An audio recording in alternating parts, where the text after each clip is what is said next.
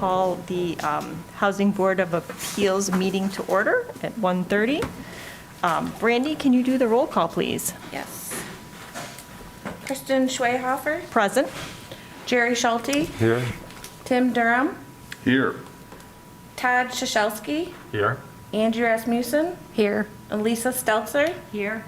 For staff, we have Chris McFarland, Here. John Reiser, Here. Deborah Williams, and myself, Brandy Lewis, and Glenn Dempsey. Excellent, thank you.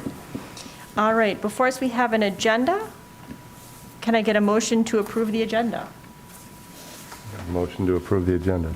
All right, thanks, Jerry. Is there a second? I second. Thanks, Angie. There's an approval and a second. All in favor of approving the agenda, please signify by saying aye. Aye. Opposed? All right, we have an agenda. Up now, we are at public commentary. There is 3 minutes per speaker. I know we have some folks here in the room, and it looks like we've got some folks online. Anyone who wishes to speak that is not part of the appeal today, you may approach the podium.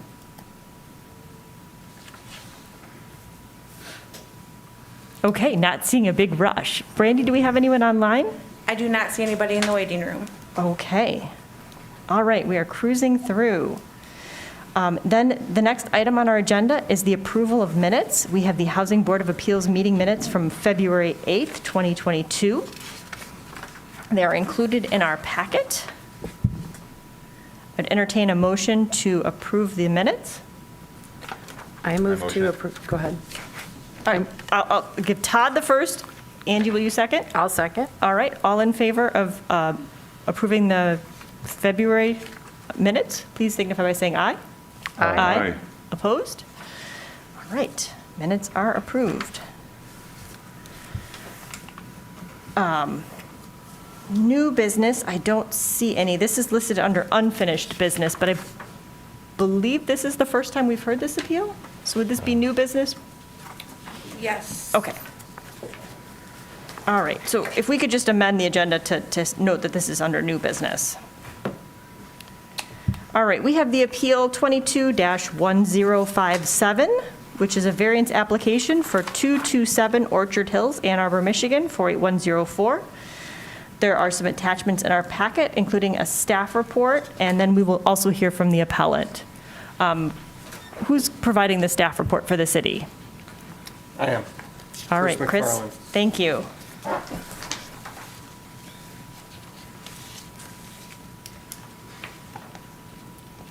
Chris, did you want to give the staff report?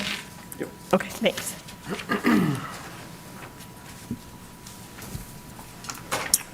All the way from the top on here, right? I think, yeah, the background and the summary. Yep. Okay, so the background, the single-family dwelling located at 227 Orchard Hills Drive was built in 1955 and appears to be original construction. The owner of the property requests one variance to the requirements of Section 8, 504, paren 4, paren B, number 5, for handrails for exit stairways.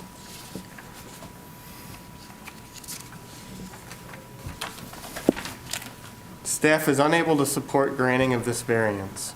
The housing code requires a handrail at all flights of stairs with 4 or more risers. This is similar to the current building code requirements found in the 2015 Michigan Residential Code and previous versions. Each stair within the flight of stairs in question are half the rise, 4-inch risers, and twice as deep, 18-inch treads, as allowable. The low slope of the stairs does not constitute omission of the required handrail. The 2015 Michigan Residential Code requires a handrail on ramps exceeding a slope of 1 unit vertical and 12 units horizontal. That's an 8.33% slope. The slope of this flight of stairs is 25%, 3 times as steep as a ramp, which requires a handrail. While accessibility is not required in single-family homes, it would be unreasonable to expect a person with a wheelchair or walker to climb stairs as suggested in the owner's appeal. The code at the time of construction, which was the official building code of Ann Arbor from the 1929 council proceedings, is ambiguous and can be interpreted to require no handrail or a handrail on one side. It's the city's interpretation that the intent was to require a handrail on one side. This is ultimately not relevant since the housing code is applicable to all dwellings without regard to whether they were constructed before or after the effective date. Reference section 8501, application of chapter within the housing code. All right, thanks, Chris.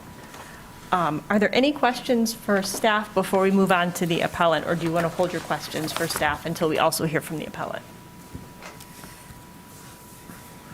Okay, I'm not seeing a lot of questions. So who do we have here representing the appellant?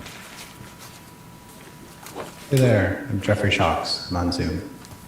Hi, Jeff. Can you see and hear us okay? Somewhat. I could.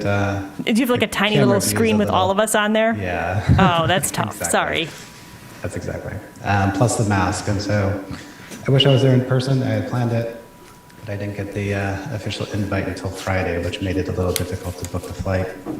I'd love to be able to provide a little background on kind of who I am and about the house and about the safety of the stairs as they exist and how they're safer than an equivalent stair that would not require a handrail. But this is new to me, and I'm just wondering how much time I have to be able to provide some background. I think you have certainly, this is your appeal, so I certainly would encourage you to provide us the level of detail you think is necessary for us to make a decision. I appreciate that. Thank you. I was born and raised in Troy.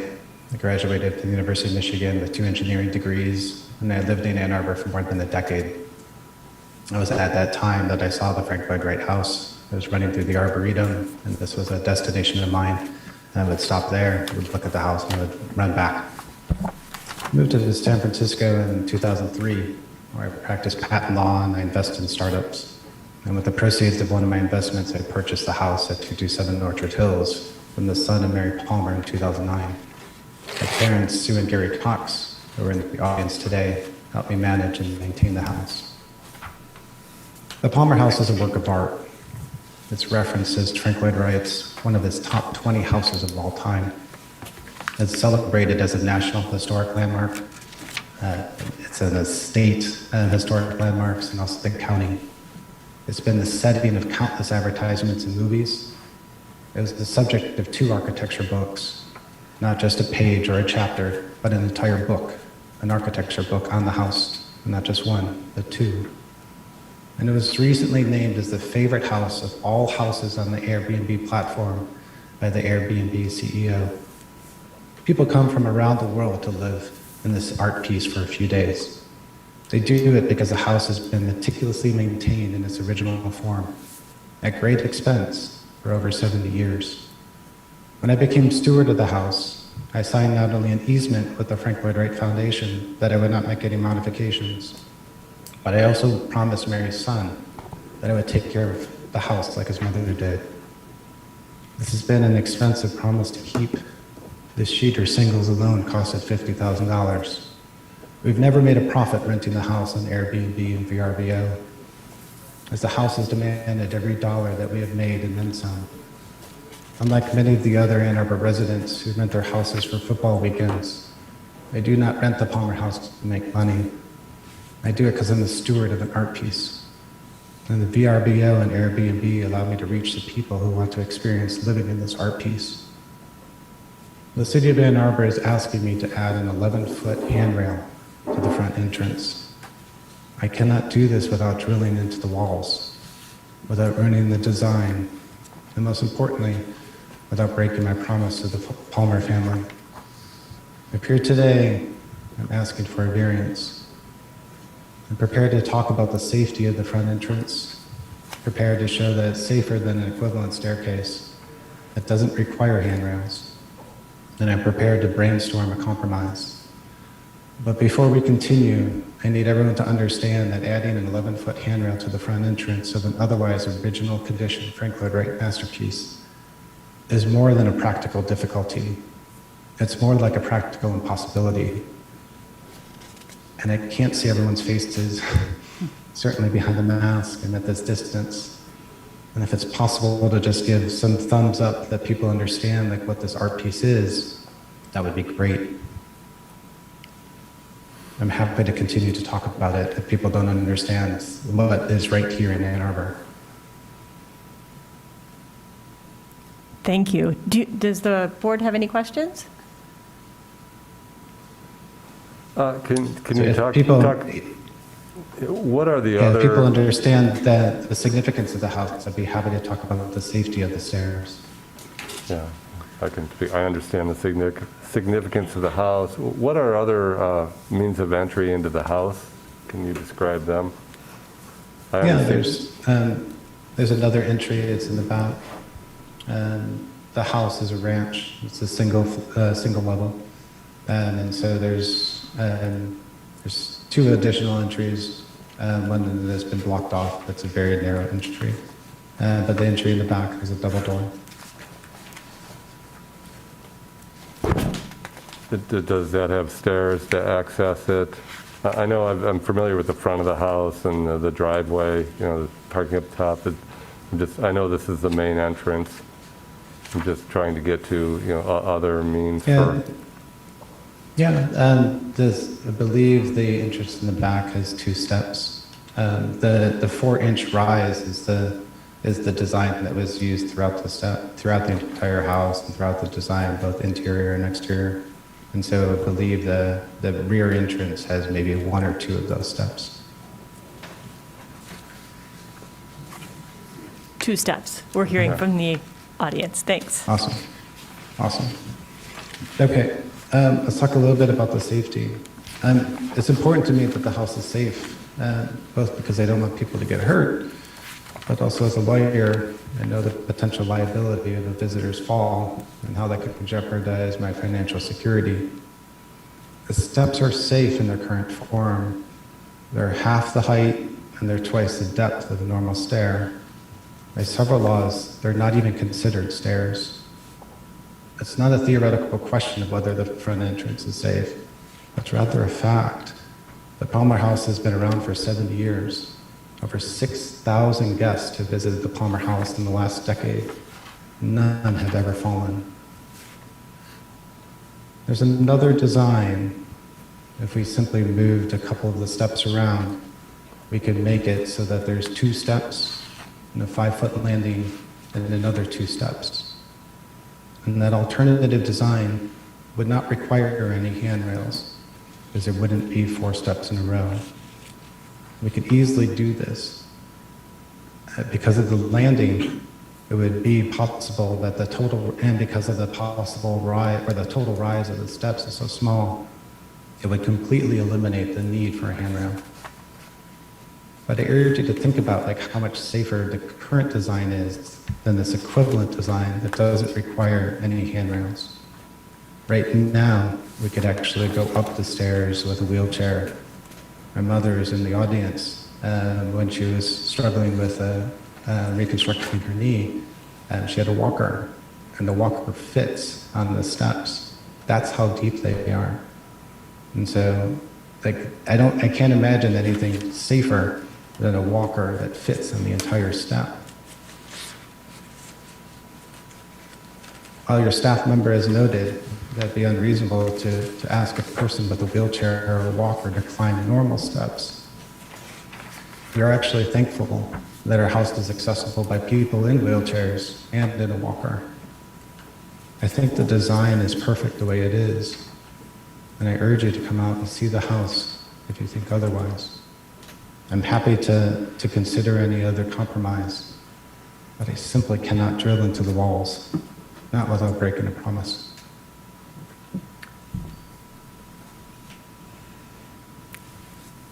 Thank you. Are there questions? Yes, I have several. Okay. Todd, go ahead. Can you hear me okay? Yes, I can. Okay, Great. thank you. I can't see you, but I could hear you. No worries. In the context of the easement and/or promise that you have with the family and/or the Frank Lloyd Wright Foundation, I believe it's called, what does that mean if you need to make this adjustment to meet code? I'm not sure, to be honest. I promised that I would not make any modifications to the structure of the house. And so when the house was for sale, honestly, it was sold as a house, not as a piece of work. I've since then talked to Sotheby's and Christie's, and they think that the houses were somewhere on the close to the order of 10 million. I paid less than $1 million. This is public record. My bid was not the highest bid, it was the second highest. And the person that was the highest bid wanted to add an addition to the house. It's a smaller house, it's 2,000 square feet. And so they wanted to change the structure. And Mary Palmer's son didn't want that. He wanted the house to remain exactly as it is. And he accepted my bid lower than the highest offer, but because I had a promise to never change the house or to modify it in any way.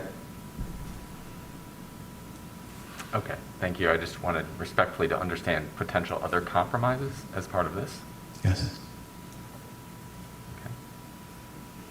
In a typical four-step stairway, the one that would rise 30 inches or whatever the total rise is, the handrail would be about 2.5 feet. But because the slope is so low and the steps are so wide and the height of each step is so low, the handrail would be close to 12 feet long. It's about 11.5 feet. It's not insignificant. The front cover of these architecture books on this house show this particular front entrance, and it would be marred by that handrail. It's as if the board is asking me to put screws through a Picasso.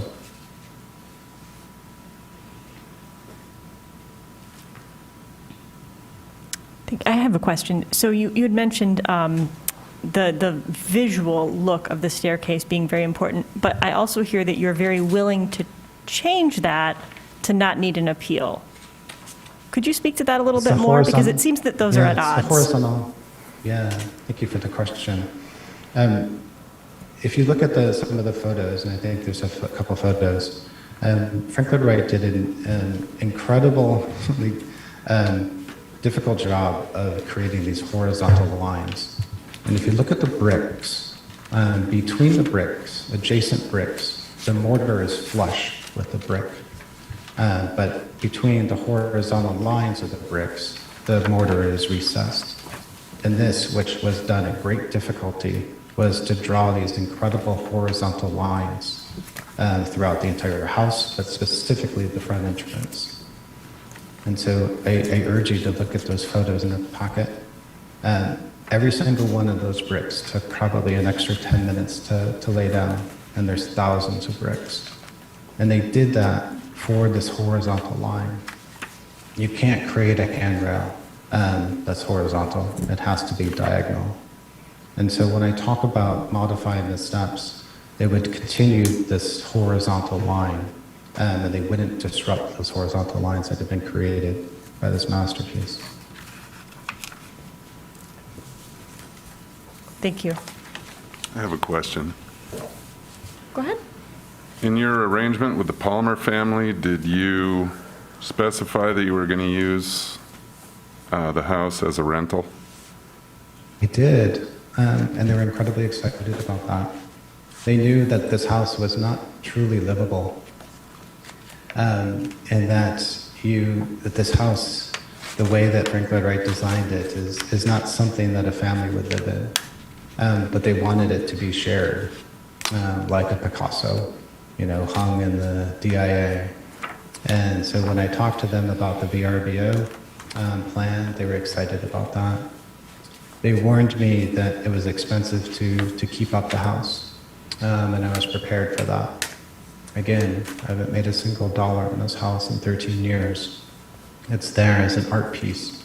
And Airbnb and VRBO is my platform to be able to reach people from around the world. People have flown in from Brazil and Japan just to stay at this house.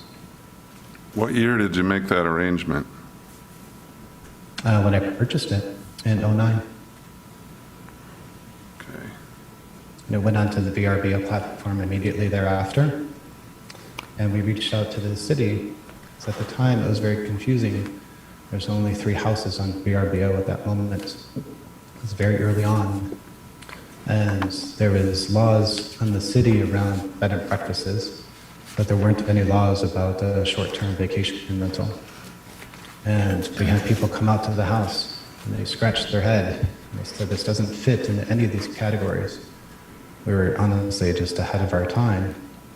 And so at the time, the city said, we don't know what to do with you, and we'll treat you as a private residence. And so when this ordinance came up recently and said you need to add a handrail, it was quite the blindside.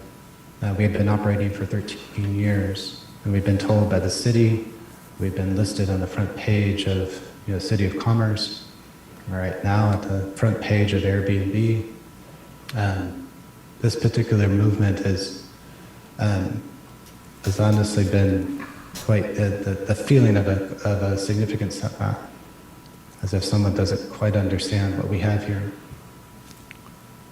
I have a question for Chris or maybe Glenn. What year was the handrail requirement added to the rental code? Not completely sure. I believe it's original to the housing code, though.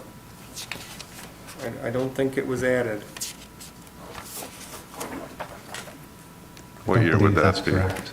I would have to look The at the house was past a- versions to verify. The house was approved as a primary residence.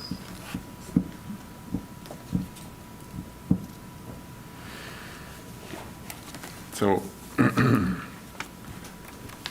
hey Glenn, if you drilled into the steps to make a handrail, how many intermediary posts would you have to have from the bottom to the top? Well, I have to look at it, take some measurements. I know Is it that, more than 2? Like if one was at the bottom and one was at the top, and then the railing just went like that, and it was a steel pipe, and you just drilled into the steps? I'm not sure. It's possible, though? Anything's possible if you have the, right supports, I guess, in it. Okay.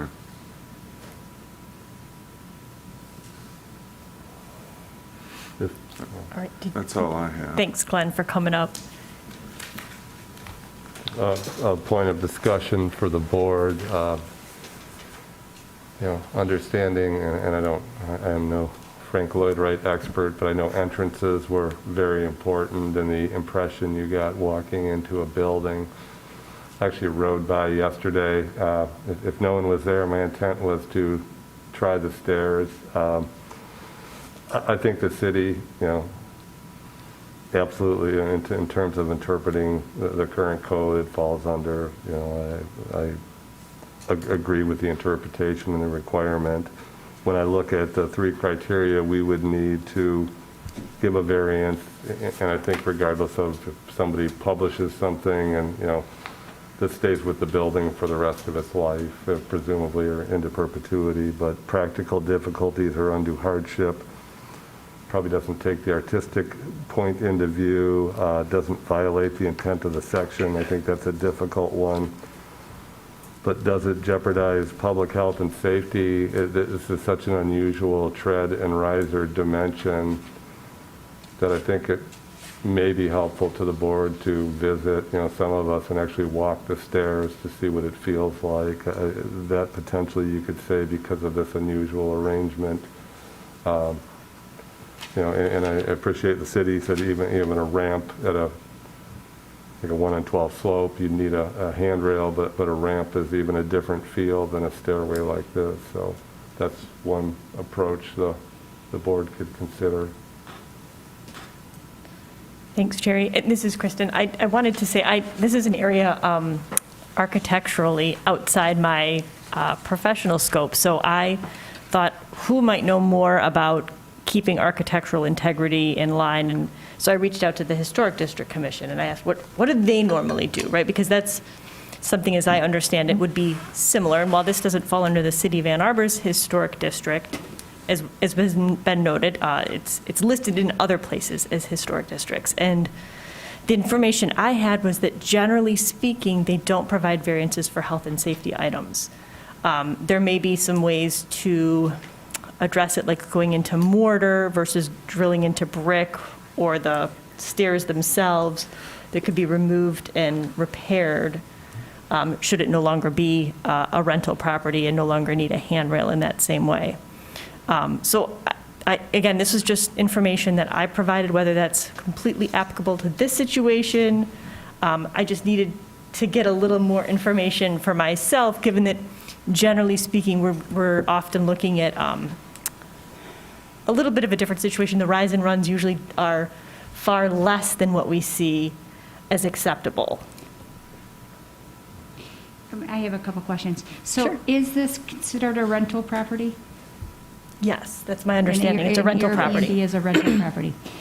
I've sold real estate in Ann Arbor for 38 years, and I admire mid-mods, and I love Madcaps and Oslers and Olenkis and all the beautiful architects in the Ann Arbor area.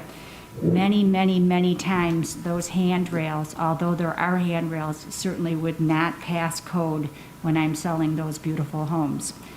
And I think that rise, I mean, I personally feel like it's a safe rise, and I'm probably visited that house 4 or 6 times in my 38 years being in Ann Arbor.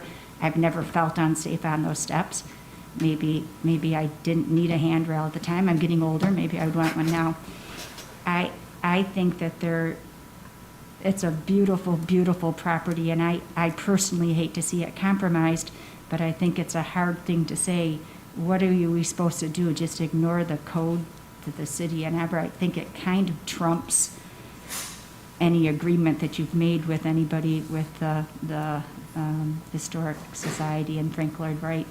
I don't know what the solution is, but I would sure like to see no handrail put up there, but I'm sure I'm in the minority up here, but I think it's a beautiful property. Thanks, Lisa. I guess I had one more question. Maybe could someone speak to the winter maintenance of the stairs, given that we have a lot of snow and ice? That was the one place where I felt like I didn't see that addressed in the packet in terms of safety. We have Margolis company come. They actually don't plow the driveway because we don't want the concrete damage to the steps. They hand blow the driveway and they hand shovel the steps. So then we have with plastic shovels. Okay. So they are very, very, take a lot of precautions with the steps. And we have a contract with them 2 inches or more, and they are out.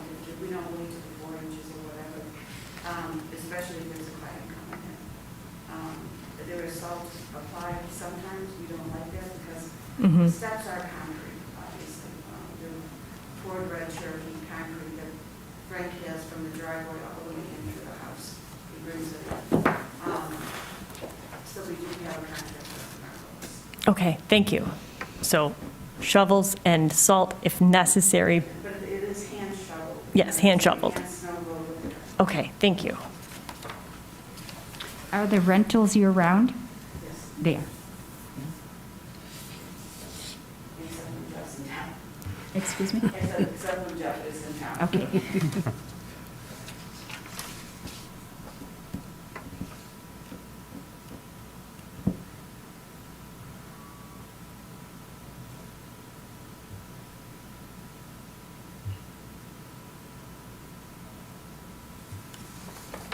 All right. There's a couple, I mean, it feels like some board members that can appreciate the house and that don't want to see the handrail. But I assure you that every single person in the room, including myself zooming in, like wants the house to be safe. And so I'd be happy to have a brainstorm around what are our alternatives. If it is, hey, include handrails during the winter months, we can slot a handrail into the steps.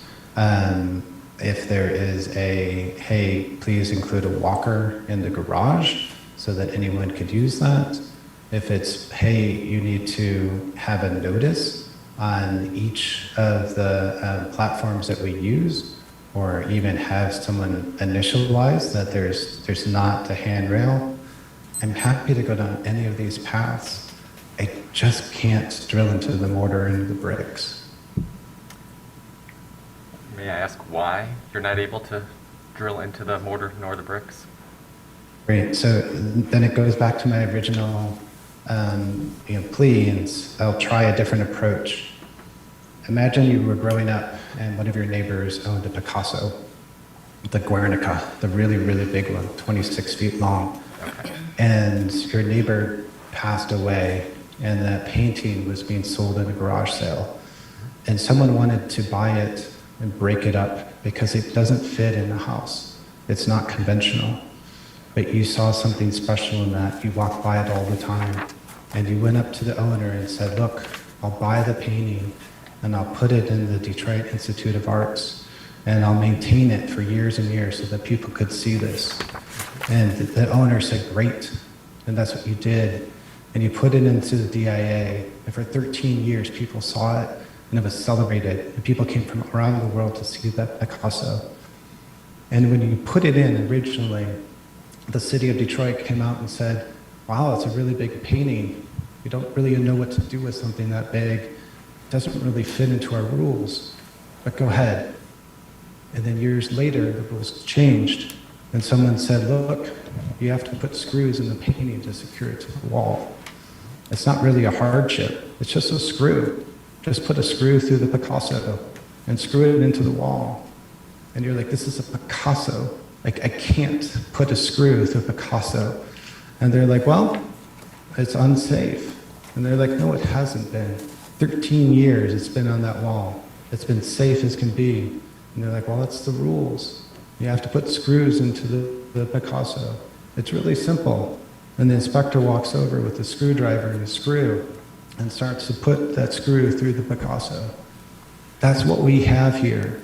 This is America's greatest architect of all time. And this is one of his top 20 houses of all time. And it's on the Airbnb platform so that people can appreciate this. The city of Ann Arbor is acting like that city of Detroit, saying, this is the rule, you have to fix this. But there's nothing that needs to be fixed. I beg you to come out to the house and walk the stairs. They're not even stairs according to certain rules. Okay, thank you. I have one more thing. Having been to the house several times, part of the beauty is walking up to those houses and experiencing those steps. But is there any way that, I don't remember, but is there a different way that we could gain access and entrance and egress to, and not utilize those front steps? I don't think so. As mentioned earlier, the other question, there is a rear entrance and it only has 2 steps.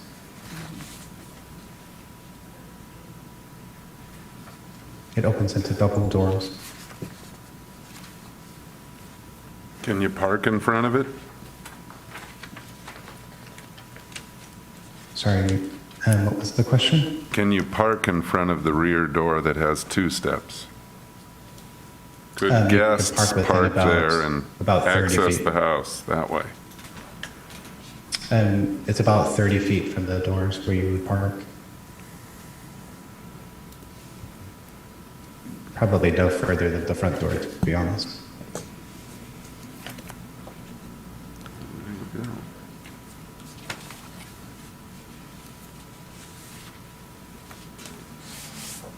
All right, I appreciate all the discussion, and are there other questions? Does the board feel ready to make a decision? Did you want to make a site visit?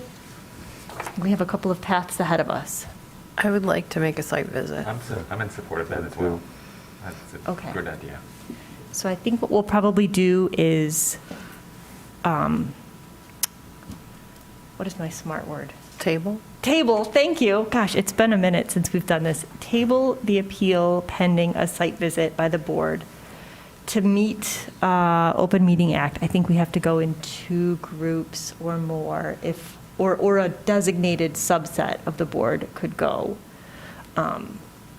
To, as you say, get a feel for the stairs. They are an unusual rise and run, and to make sometimes putting yourself in those places can help make a decision. Yep, it's hard. I mean, I think I've probably know where the house is. It's just hard to visualize and not, it doesn't seem like you said they're further rise and run than most, but I think we should probably visit for sure. Okay. So, Thank you. absolutely. Yeah.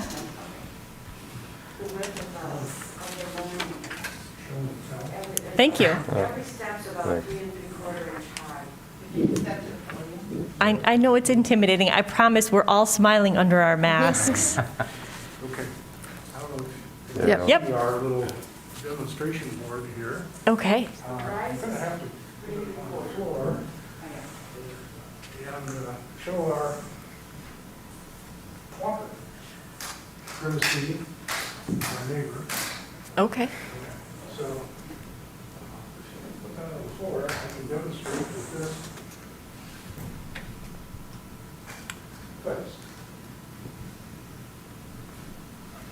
And there's 8 of those laminates, and 8 of Yeah. them. Yeah, and they're all in that 3 3/4 inch, then the 18 inch. Yeah, that was clear in the packet. For the stuff, there's 3 3/4. So, I've, in almost 13 years now, I've seen one person negotiate the front steps with a walker quite easily, no issues. Can you see down there? Yes, I can see it, thank you. All right. I don't think anyone using a walker is going to use a handrail. Well, you use 2 hands on the walker, so I don't know how you benefit at all by Yeah. using handrail if you're using the walker. And the handrail is certainly for multiple reasons, right? So it would be not only for people who may need additional assistance, could be emergency egress as well, making sure that there's, something to hang on to. Could be for those times before your snow and ice removal company gets out there. But I appreciate the demonstration, and I think it helps visualize the long width, the unusually long width of the step. Right now, I think it's not an accessible entrance, so, it's. And I don't think we're looking the for aid, right, that's potentially- accessibility right, necessarily right. for this appeal. Understand that, yeah, it's not required. All right, so I think we're looking for a motion to table this appeal pending a site visit. Does someone want to make that motion? Sure. Yes. Okay, can you say, You gotta say it. you have to Oh, say thank those you. words I motion then. that. Thank you. All right, are you good, Brandy? No.